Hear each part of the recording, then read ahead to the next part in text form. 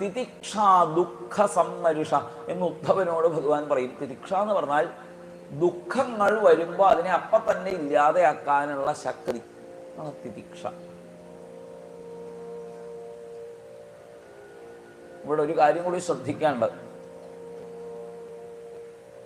ഭാഗവതമൊക്കെ കേട്ടാൽ എല്ലാ ദുഃഖവും ഇല്ലാണ്ടാവും എന്ന് പറഞ്ഞാൽ അതിനർത്ഥം എന്താണ്?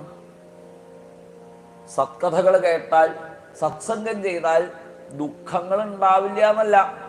എന്തു ദുഃഖം വരുമ്പോഴും അതിനെ സഹിക്കാനുള്ള ശക്തി ഉണ്ടാവും, അതാണ്. അല്ലാതെ ജീവിതത്തിൽ ഒരു പ്രയാസങ്ങളും ഇല്ലാണ്ടാവുക അങ്ങനെ ഉണ്ടോ? എന്ത് പ്രയാസങ്ങൾ വരുമ്പോഴും അതിനെ പുഞ്ചിരിയോട് കൂടിയിട്ട് നേരിടാൻ, അഥവാ ദുഃഖങ്ങൾ വന്നാൽ അതിനെ വളരെ വേഗം ഇല്ലാതെയാക്കാനുള്ള ശക്തി സജ്ജനങ്ങൾക്ക് ഉണ്ടായിരിക്കും. അങ്ങനെയുള്ള സജ്ജനങ്ങളുടെ നിലയിലേക്ക്